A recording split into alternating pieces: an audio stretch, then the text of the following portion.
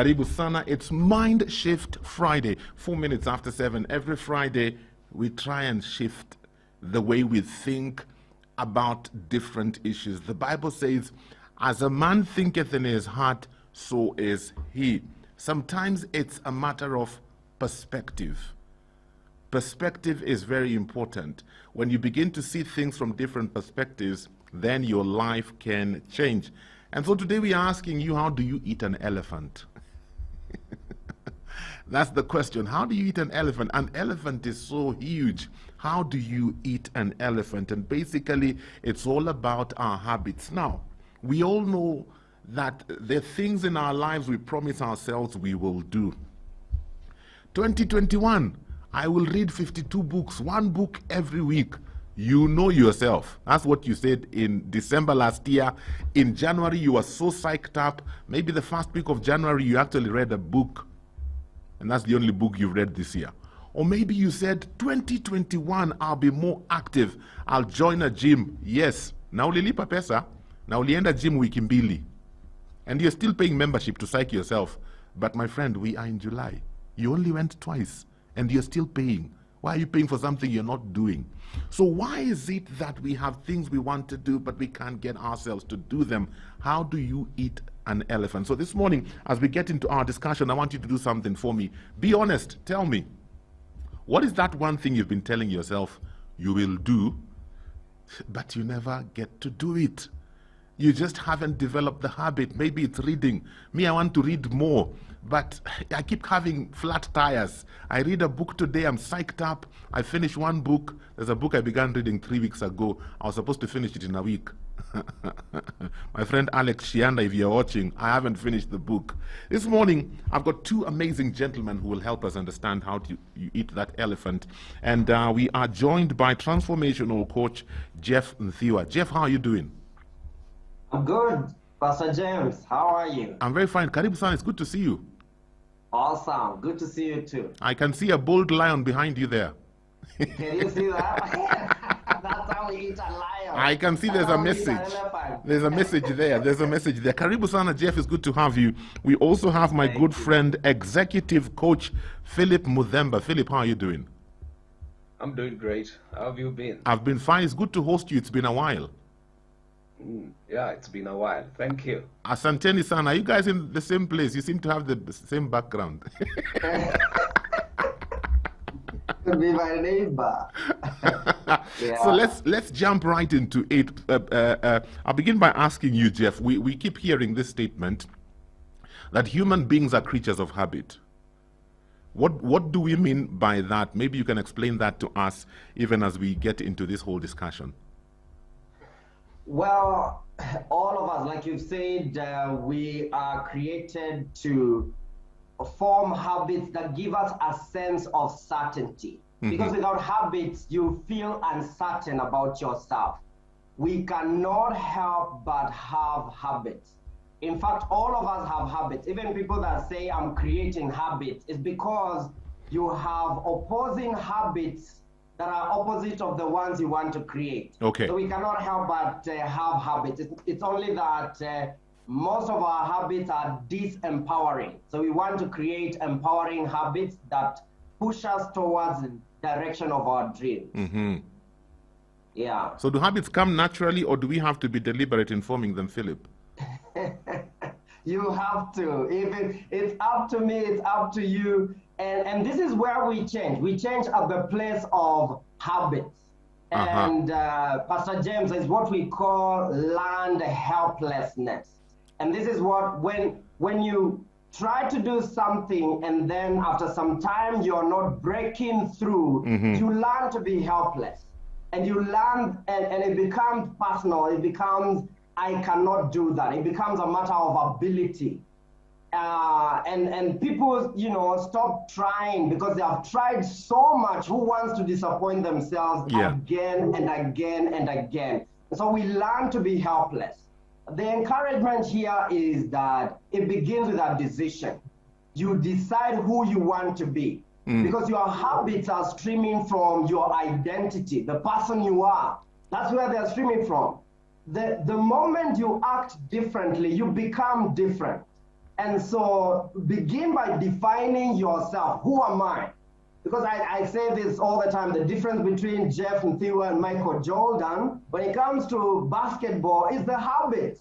For me, I throw my ball once in a while if I find it lying somewhere. Michael Jordan, it's a daily practice of a very high standard. That's the difference. But that's where the rubber meets the road, Philip. Jeff is talking about this make a decision. Me, I have made a decision many times. I want to have a six-pack. Lakini, my friend, it's always staying covered.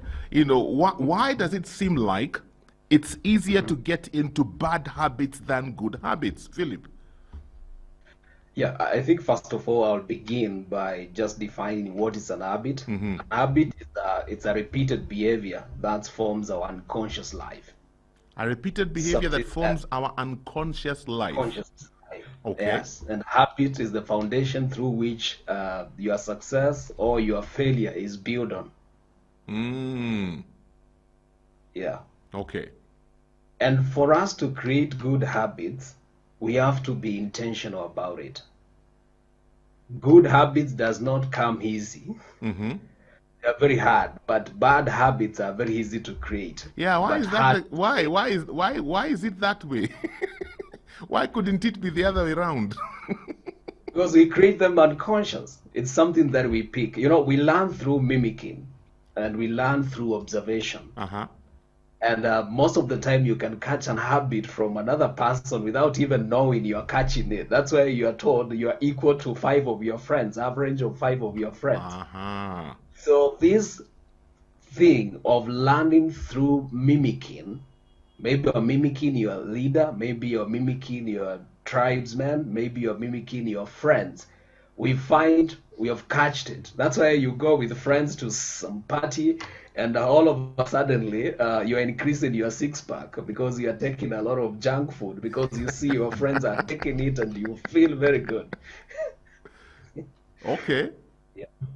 So where do we begin? Because I'm having quite a number of people SMSing me and telling me they identify with what they're talking about because someone says they need to start a saving culture. They've been wanting to do that, but they haven't been able to do it. Another one is talking about exercise. Another one is talking about reading more books. So it's not that we haven't defined, Jeff.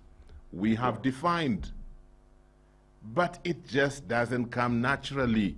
So how do we break that cycle? How do we eat this elephant of exercise or this elephant of reading more books? Where do we begin?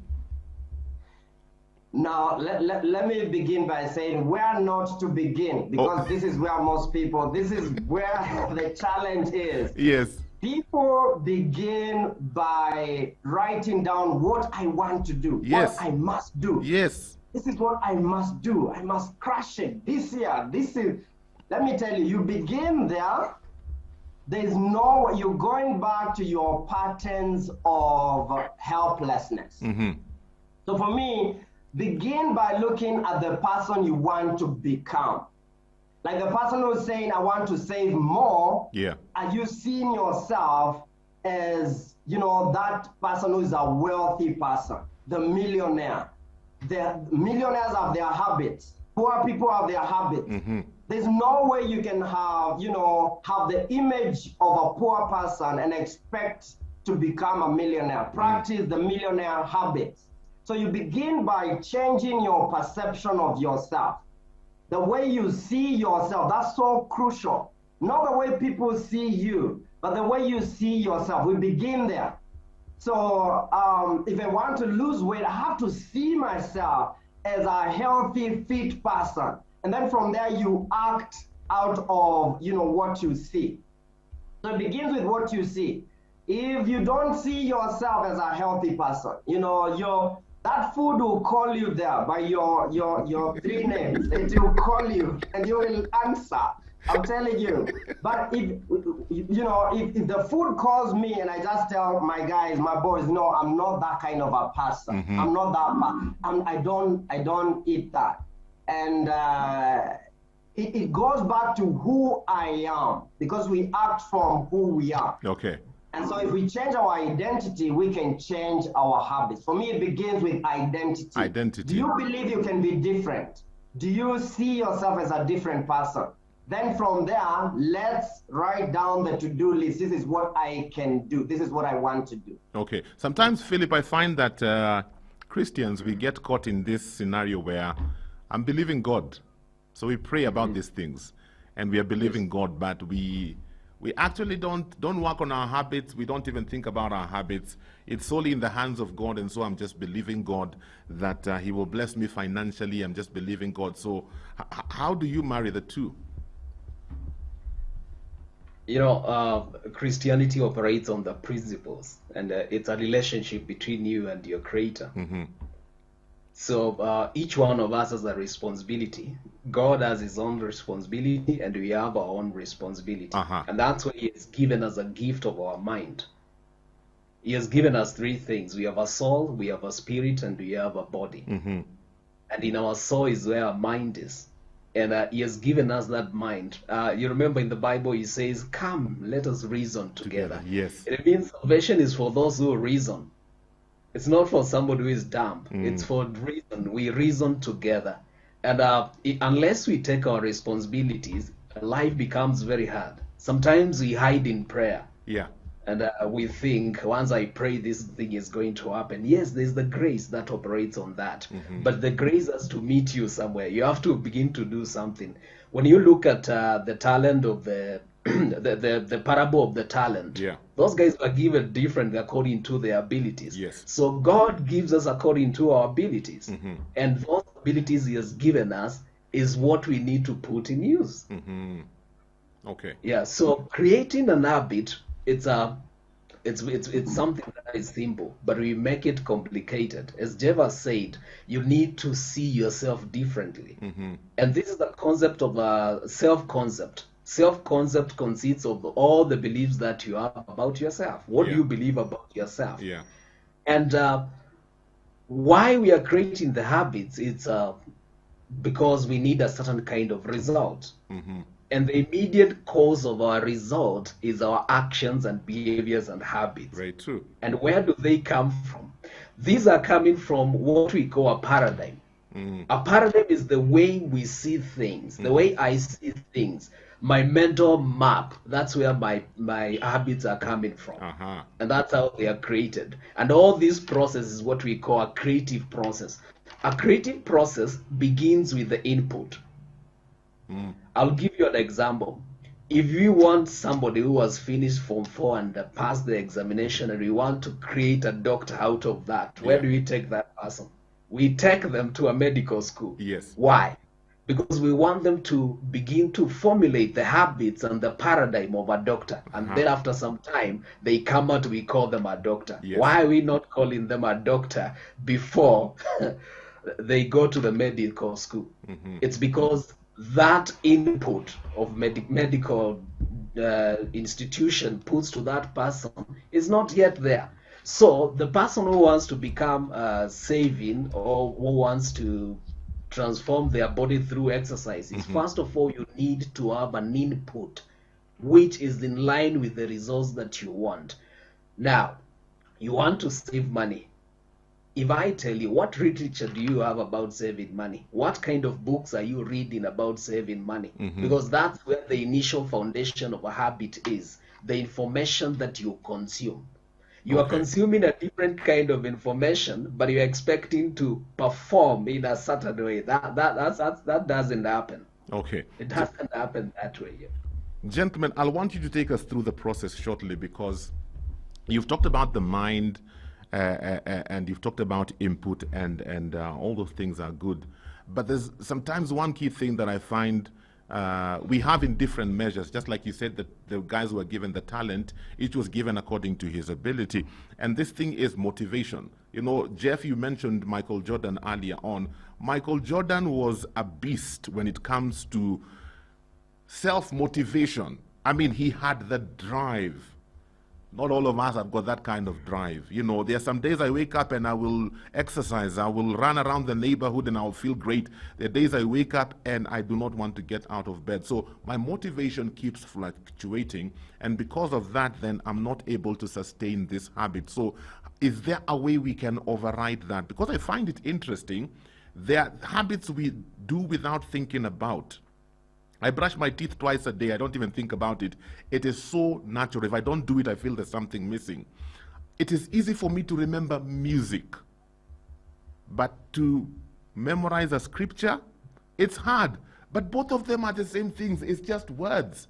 But my mind seems to take the music better than it takes me reading. So is there a way is there a life hack on how we can begin some of these habits and get into them without being motivated or without it being such an uphill task? I want you guys to take us through that process shortly. If you have any questions for my guest today on 20316, you can ask them, or also on 0786 316 316. Remember, it's Mindshift Friday. It's how do you eat an elephant? Basically, how do you begin a new habit that seems to be so huge like an elephant? This morning on Mindshift Friday, we're talking about how to eat an elephant, basically how to form a new habit that seems so huge like an elephant. I'm hanging out with transformational coach Jeff Nthiwa and executive coach Philip Mudhemba. Some of the comments that are coming in today, different people sharing some of the things they would want to do.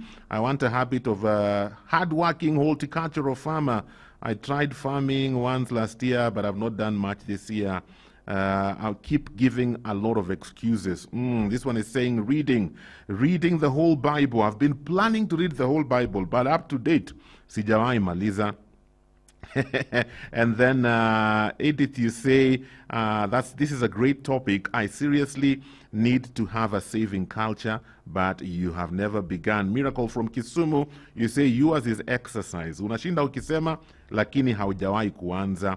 And then Evelyn Miranja says for her, it's starting her own company, but she's never gotten out of the docks to start it yet.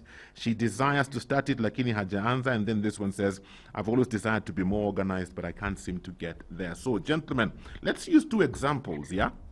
Let's use the example of exercise and the example of reading, because those ones are common. People want to exercise more and people keep saying they want to read more, but they can't seem to get into the flow. So let me begin with you, Jeff. So I have decided 2021, I want to read more. That is what I want to do. Give me a process that I can follow to ensure that that gets done. Well, so like we said, they create the image, and the image must be motivating, must be empowering. Mm-hmm. The reason why human beings don't take the actions they wish to take is because the action itself in their mind equals to pain. Yes. You understand? So if my exercising equals to pain, I will never do it. I'll do it for 2 weeks, then go back to factory setting. Why? Human beings don't like pain. Yeah. Now, if you want to succeed, before you begin, whatever you're doing, whether it's the exercise or saving, must equal to pleasure to you. Because saving can be pleasurable, okay? Mm-hmm. If I have a clear image of who I am becoming by saving, then I will have a sense of pleasure in saving. Why does Michael Jordan awaken the beast within him and do so much to become the star? It's because the stardom to him does not equal to pain. It equals to pleasure. He sees people celebrating him. He sees people writing about him as a star. And that is a driving force. But it's someone else who wakes up and sees the daily strain of going to the gym, sees the pain of going through the process. You will never do it. We don't like pain. Let's be honest. Mm-hmm. We don't like pain. We love pleasure. So anything that gives you pain, you want to walk away. In fact, we make decisions on pain. Yeah. I'll do something until it gives me pain. And so if it equals pain, it's only a matter of time. You're going to push it aside. So at the beginning, this is where coaching is so crucial. Because with our coach, then you can change your mindset from looking at it as a painful process for it to look like a pleasurable process. That is the difference. That is the difference between someone who says they'll do something and they end up doing it, and someone else that gets stuck there for years. You do the same thing and go back. It's because to you, not to anyone else, to you, whatever you say you're going to do equals to pain. Okay, I'm just wondering, Philip, yeah, even just jumping on to what Jeff has said, could it be also that sometimes we bite off more than we can chew? Because, you know, earlier on, Jeff, you mentioned you have to picture yourself. Picture you're the Michael Jordan or you are that millionaire. But that millionaire has built resistance. So if I'm comparing myself to him, I may tend to bite off too much. Maybe Michael Jordan is doing 100 shots a day, and I want to begin there. And I'm able to do it day one because I'm highly motivated. But day two, I don't have the motivation. The pain is too much. So, Philip, is it that sometimes we bite off much more than we can chew consistently? I think I'll start by just talking about our today's topic, which is how to eat an elephant. Yes. An elephant is eaten one bite at a time. And you have heard so many people say, start small, think big. You think big, you have a very big dream, but start small. Yeah. Why are we starting small? Because it's something that we introduce into ourselves, slowly by slowly. You know, most of the time we compare ourselves with the 5% that we have seen in Michael Jordan, or that we have seen in anybody who we admire, our role model. We compare ourselves with that 5%, but we forget about the 95% of what that person has done in order for them to reach the level where they are today. Okay. You did not start presenting the way you are presenting today. Definitely. You started from somewhere. And those days you are naive, you are fearing and all that. Yeah. All those things come. The reason as to why we are discussing this topic today is we want to help people begin to know, how can I begin to install those small habits which will eventually grow and become a big habit. Yes. And the starting point is the why power. Why do you want to create those habits? And there are 5 reasons as to why people do things. And one of the reasons is self-identity. This is where we call self-preservation. I want my identity to be in this way. I want to be a reader. I want to be somebody who is seen financially stable. Yeah. The other one is the family. You are tired of the things that are happening in your family, and you say, I want to take my family to the next level. That reason why people do things is contribution. I have a contribution that I want to make. And that is me. And then there's a 4th reason, which is very interesting. It's revenge. Maybe somebody told you you'll never amount to anything. You are not going to amount to anything. Maybe your teacher or your neighbors told you are not going to amount to anything. So this revenge stirs an anger which is not evil but a holy anger. That causes you to begin to do things. And the last reason why people do things is through disgust. That one, enough is enough. Yes. I've been saying I'm going to start this business, but enough is enough. Yeah. Now, you have to break down what you want to do into smaller parts. Let's say, for example, I want to exercise. Yeah.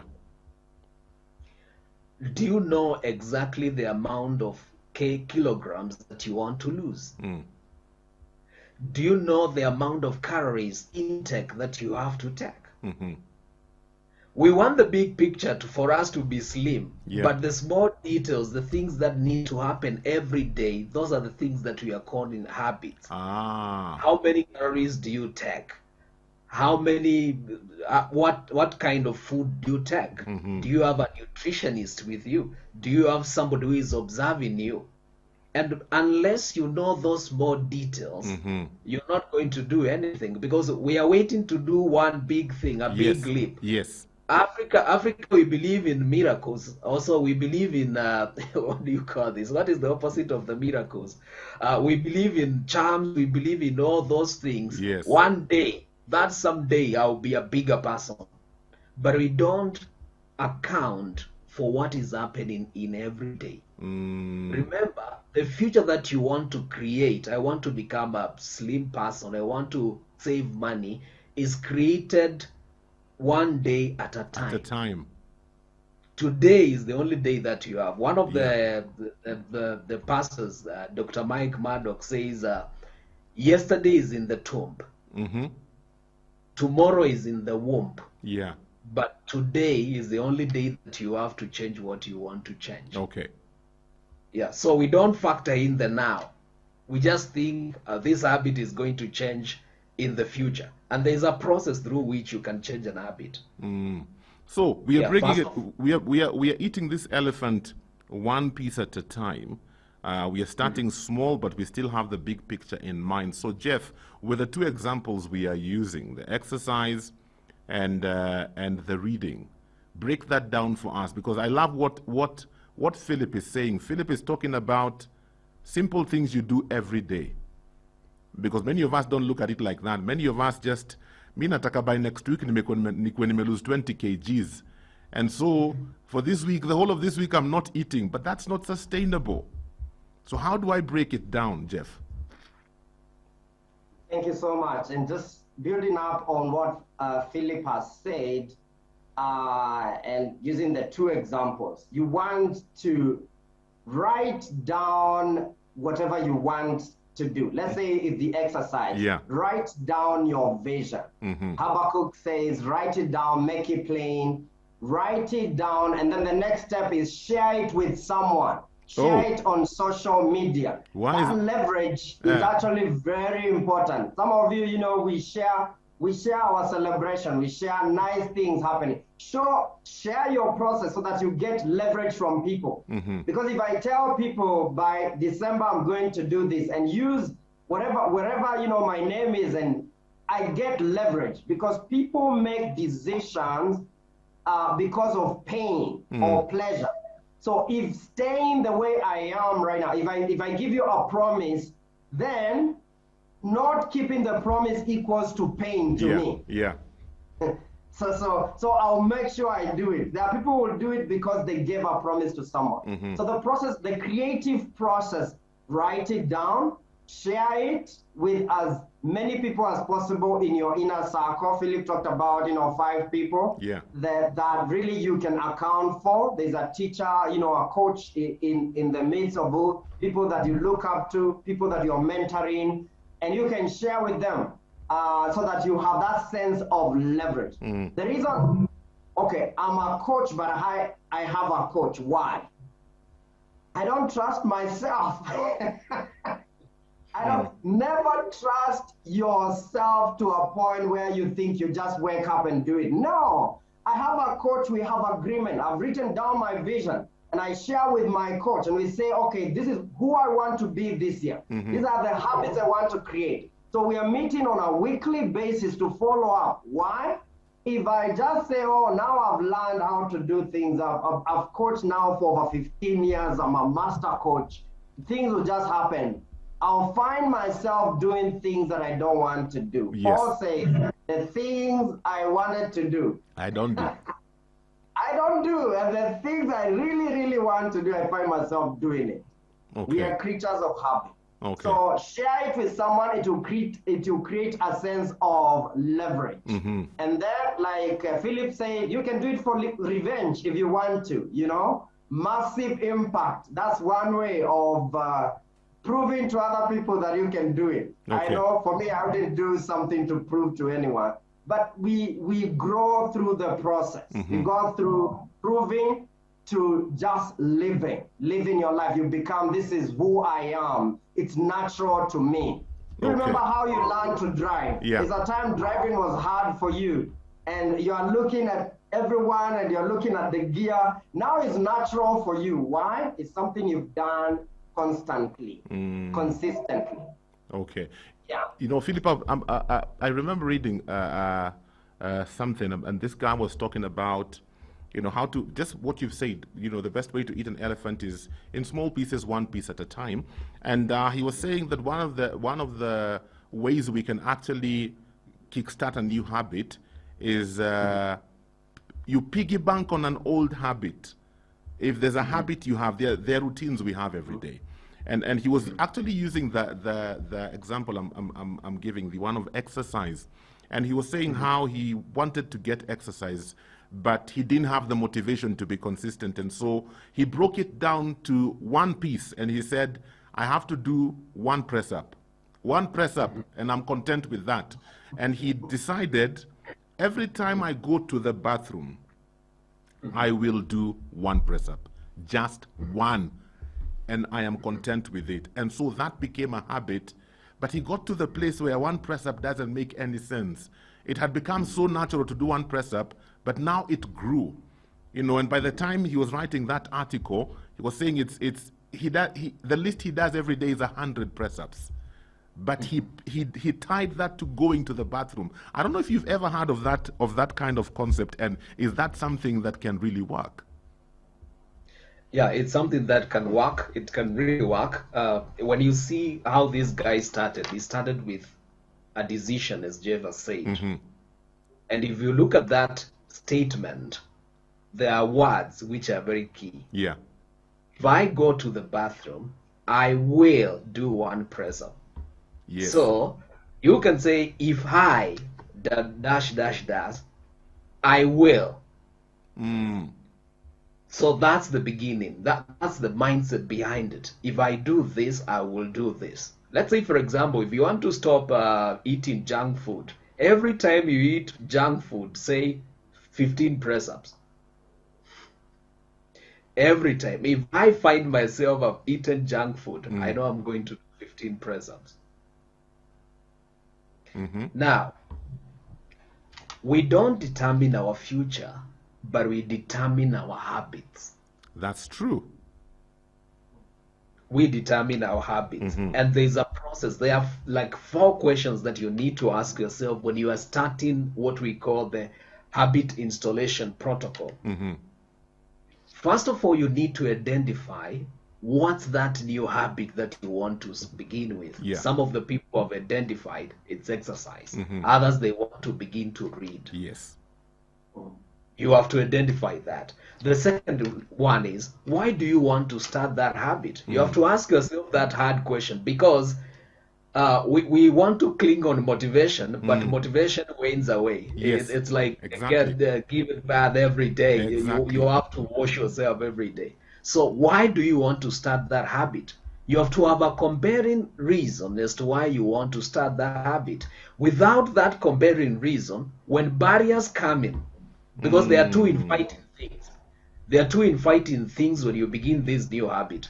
There is an existing habit, which is a negative one, and there is the new habit that you want to find. Those are two forces. And you reach to a state whereby you reach what we call a terror barrier. A terror barrier is where confusion comes in. I'm in a messy middle whereby I want to begin the new habit. I've already started, but the old habit is also beckoning me. You need to. It's hard. It's not something that is very easy. It's hard. So you need to know the reason as to why you need to start the new habit. The third question is, what will be different in your life if you are able to add that new habit? Everybody is asking, what is it in for me if I had this new habit? And as Jeff said, we are all running from pain. And the reason as to why we find ourselves into those bad habits is because we are running away from the pain. We want something that is pleasurable. So now, pain becomes a motivator here. If this habit that I have, a bad habit, is causing me a lot of pain, how can I now form a new habit that will cause me no pain? And then the last question is, what's at stake if I don't develop this new habit? What will happen if I don't develop this new habit? Those are very good This questions. is an intentional process. And some of us have those days. I have to do this one for 21 days. Some of those things not work. They are Very not true. scientifically. Very true. They don't work. There is this college in London, University College of London. They did a research about habits, and they realized these simple habits that we have can take almost 21 to 22 days. But the habit that's a meaningful thing in your life will take 66 days. 66 days. 66 days. And there are habits that will take up to 284 days for you to formulate. It's not a joke. It's something that is very hard. Very true. Yeah, and habits have triggers. The next thing that you need to identify is the triggers. What triggers that habit? Who in the company do you practice that behavior? What time? In which areas, in which environment? There are some of the habits that come with an environment. When you're walking into town and those fresh fries, that's when you feel like, I want to go here. That's a trigger, and you need to understand how to work with that trigger. To respond to that trigger. If you don't know how to respond to the trigger, you'll find yourself here. And that's how temptation is. You need to understand what triggers are feeding my old habit, and what triggers are feeding my new habit. Without the knowledge of that, you'll be doing a lot of zero work. Those are vicious cycles. Gentlemen, our time is almost up. Parting shot, Jeff, and then Philip, you also give us a parting shot. So many people are identifying, by the way, with what the both of you are sharing, because they are stuck. They are stuck hapo katikati. Philip, unaona hapo katikati umesema, you've started the new habit, but the old one is calling you by your 3 names. Like Jeff has said, many people are stuck there. So Jeff, parting shot. Well, so don't blame yourself in case you are in between. The first thing is to be a supporter of yourself. And there's a philosophy called CANI, constant and never-ending improvement. Just a little bit of improvement daily. Get an accountability friend. You will make it. It's possible. If someone else is doing it, so can I. It's just a matter of decision. Make it for yourself. So thank you. God bless you. If you want to connect with me, Breakthrough with Jeff, let's connect. Awesome. Philip? I'll just want to encourage our viewers and also listeners that change is hard at first. It is very messy in the middle, but very gorgeous at the end. Those are the words of Robin Sharma, and they really encourage me. And one of the things that we need to learn is human beings has one flaw, and that flaw is inconsistency. Once you begin to do the new habit, once you begin to install the new habit, you need consistency. And we all know that fair tale of rabbit and hare. The tortoise and the hare. And the tortoise always wins. Why? Because of the consistency. Be consistent in what you are doing, and eventually you will create what you want to be. Very, very true. Gentlemen, thank you so much.